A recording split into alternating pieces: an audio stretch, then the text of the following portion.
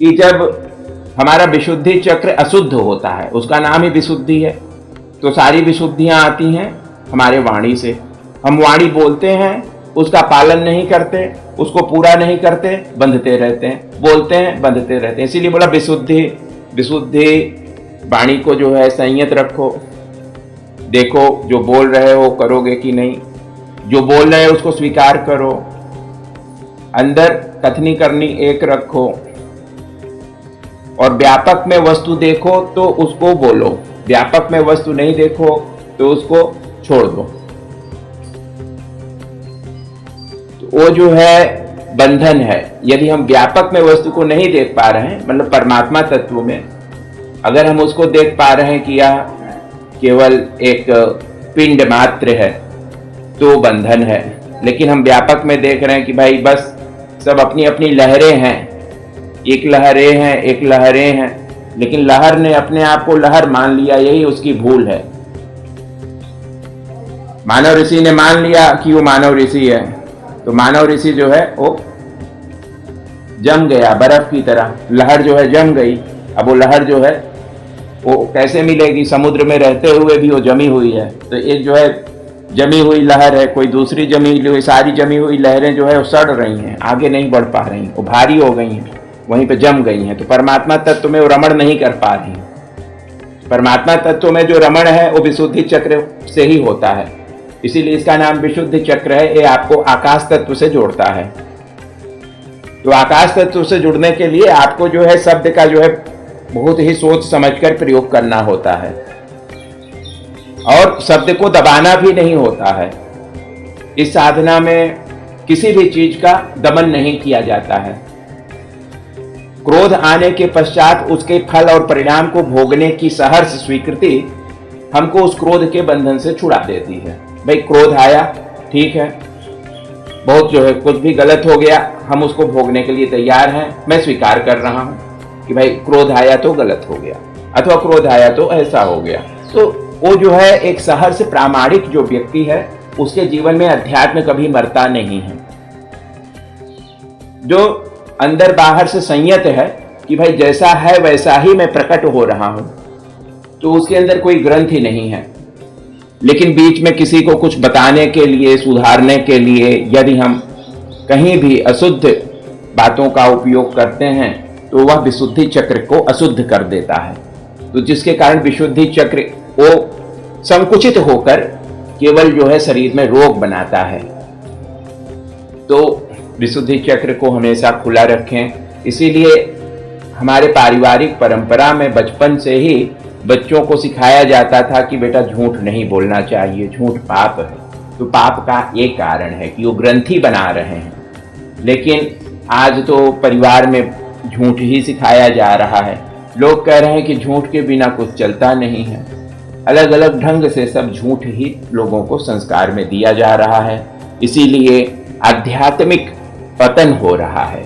इसलिए हम कभी भी बच्चों को, कभी भी किसी भी चीज को अगर सहने की आदत डालें, अपने को स्वीकार करें और अपने आप का परिमार्जन होने दें, हर गलती के बाद वह गलती दोबारा रिपीट ना हो, यही सत्य पथ पर चलने वाले का सर्वप्रथम लक्षण होता है कि एक गलती हो गई और उस पर इतना निरीक्षण लग गया कि वो आगे वह स्वतः ही नहीं होगी। निरीक्षण लगने के पश्चात तो निरीक्षण ही सुरति है, और जहां हमें पहुंचना है वो नुरति है, वो नूर है।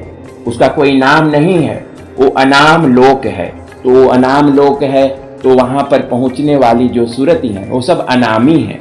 उसका कोई नाम नहीं है, कोई रूप नहीं है। तो इसकी शुरुआत विशुद्धि चक्र के खुलने से होती चली जाती है। और नीचे के केंद्र जो है वो विशुद्धि चक्र को सपोर्ट देते हैं। ध्यान चलता रहता है, ध्यान कभी रुकता नहीं है। नीचे के केंद्र वो हमेशा सपोर्ट देते हैं। पिरामिड की जो ऊर्जा है वो हमेशा सपोर्ट देती है। तभी तो मध्यस्थ दर्शन के प्रणेता बाबा ए नागराज जी कई घंटों तक एक ही मुद्रा पर बैठे रहते थे, और उससे जो उनको कोई भी तकलीफ नहीं थी, क्योंकि नीचे के केंद्र हमेशा सपोर्ट देने के लिए हैं, कभी खत्म नहीं होते। वो आपको ब्रह्मांड में भी, आपको समुद्र में भी आपको सपोर्ट देते हैं, वहाँ भी वो समुद्र के साथ मिल जाते हैं। कभी भी कोई भी शरीर नष्ट नहीं होता, हमेशा उसका विसर्जन होता है। तो हम जब आगे के केंद्र में जब सहज भाव से अगर हम चलें तो दिव्य नाद का अनुभव होने लगता है विशुद्धि के ऊपर, क्योंकि विशुद्धि तक जो है 5वां लोक था, 5वें लोक के बाद 6वां और 7वां लोक आता है।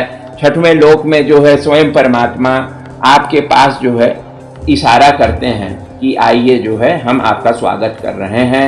वो जो है त्रिकुटी के रूप में दोनों भावों के बीच में, दोनों भ्रिकुटुओं के बीच में वो जो है एक केंद्र है, उसका नाम आज्ञा चक्र कहा जाता है। लेकिन वह परमात्मा का दृष्टि है। वो जो तीसरी आंख है वो भौतिक आंख नहीं है। ऐसा नहीं कह सकते कि जो है कि मेरी तीसरी दृष्टि है, नहीं, वो परमात्मा की दृष्टि है। परमात्मा वहां आपको दृष्टि दे रहे हैं कि आओ मेरे बालक, मैं तुम्हारा इंतजार कर रहा हूं, मेरी दृष्टि तुम्हारे ऊपर ही लगी हुई है मेरे प्यारे बच्चे। मैं तो वर्षों से, सदियों से, जब से तू धरती पर आया है, मैं तुझको देख रहा हूं कि तू मेरे ओर कब देखेगा। तो ऐसा यह एक दृष्टि का केंद्र है जहां पर परमात्मा मौजूद है। वो अपने बच्चे के समान आपकी तरफ निहार रहे हैं। तो वहां पर आते ही हम एक होने लगते हैं, उसमें विलय होने लगता है। तो विलय होने की जो शुरुआत है वो एक दृढ़ता है कि वहां पर जो है वहीं पर, लेकिन सीधा वहां पहुंचा नहीं जा सकता है। यही विडंबना है कि हम नीचे के केंद्रों को ऊर्जा देना भूल जाते हैं, जिससे ऊपर चढ़ाई बहुत ही कठिन हो जाती है। नीचे के केंद्रों पर जब हम ऊर्जा देते हैं, उसको एकदम धीमे धीमे उसके भाव के साथ, तरंग के साथ, प्राकृतिक सहज विधि से जब हम आगे अग्रसर होते हैं, तो अपने आप हमारी ऊर्जा सतह आगे बढ़ता रहता है, ऊर्जा सतह आगे बढ़ता रहता है, ऊर्जा सतह आगे बढ़ता रहता है। हमेशा नियम है कि नीचे से भरता है, ऊपर आता है। और हम डायरेक्ट अगर हम कोशिश करें कि त्रिकुटी पर हम ध्यान टिका सकें, तो ये असंभव के समान बात होती है, क्योंकि जो चेतना है वो एज ए होल है, वो सर्वांगीण है। हम ऐसा नहीं कह सकते कि मूलाधार को काट दो तो जो है सहस्रार में पहुंच जाओगे, ऐसा कभी संभव नहीं है। मूलाधार सर्वांगीण व्यवस्था के साथ ही जो है सहस्रार में जुड़ा हुआ है, कोई उससे अलग नहीं है।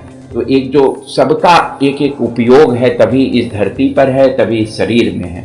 तो इसलिए हमारा जो एक इसमें अज्ञान है वो भी इस ध्यान की प्रक्रिया से दूर हो रहा है कि सब कुछ आपस में समग्र रूप से जुड़ा हुआ है, कोई कहीं किसी से अलग नहीं है, कोई किसी के प्रयोजन से अलग नहीं है।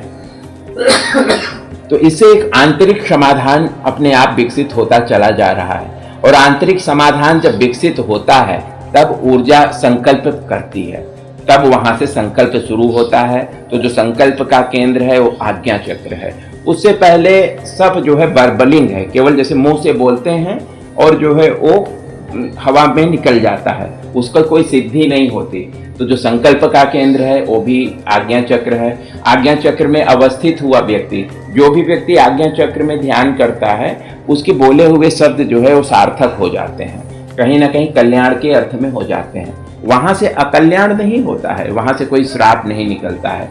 श्राप हमेशा निकलता है वो विशुद्धि और जो है हृदय की युति से श्राप निकलता है। कहीं पर किसी को इतना गहरा झटका लगा है, दुख लगा है, तो उसकी जो अंदर पीड़ा बनी हुई है, उससे जो आकाश तत्व है वो बिगड़ गया, और उसके बिगड़ने से वो वाणी निकल गई, उसमें किसी को रोका नहीं जा सकता है। तो जो श्राप है वो भी बिना प्रयोजन के घटित होता है, मतलब आप उसको सोच के श्राप नहीं दे सकते, वह एक ऊर्जा है। इसी तरह आशीर्वाद भी बिना प्रयोजन के घटित होता है, क्योंकि ये परमात्मा की क्रियाएं हैं। जो क्रिया जो है आप खुद प्रयोजन के साथ कर सकते हैं वो आपकी क्रियाएं हैं, वो आपके पिंड की क्रियाएं हैं। लेकिन जो बिना प्रयोजन के घटित हो जा रही हैं जो भी, तो वो सारी परमात्मा की क्रियाएं हैं। तो जो घटित हो रही हैं और सबका कल्याण भी कर रही हैं, ऐसा नहीं कि वो निगेटिव है, सबका कल्याण कर रही हैं। तो आशीर्वाद निकला तो उससे भी व्यक्ति जो है उसका जीवन बदल गया, वो रिसीवर बन गया, वो ग्रहण करता था। जो व्यक्ति विनम्र होकर और सब कुछ समर्पित करके कि आप जो कहें वही सत्य है, वो जो समर्पित होता है उसको अनायास ही ऊर्जा मिल जाती है। लेकिन जो छद्मवेशी है, जो अंदर से कुछ दिखाना चाह रहा है, कुछ जो है समझाना चाह रहा है, अथवा कुछ पाना चाह रहा है, उसको जो है वो जो तकलीफ होती है, एक ध्यानी को जो तकलीफ होती है, तो उससे जो है उस श्राप का रूप का भी धारण करती है। लेकिन जो आज्ञा चक्र में अवस्थित है वो इन सब सुख दुखों से, श्राप और आशीष से विमुक्त होकर वहां पर परमात्मा तत्व के साथ रमण करने लगता है। ये जो है सबसे बड़ा सूत्र है इस संपूर्ण ध्यान प्रक्रिया का, कि जो परमात्मा में जो रमण करना है वो स्थान है हमारा आज्ञा चक्र, और वहां पर शुभ्र प्रकाश एकदम फैला हुआ है, चारों ओर श्वेत और बहुत ही आनंद स्वरूप में जो है चारों तरफ एक ही नाद में जो है सब कुछ डूबा हुआ है।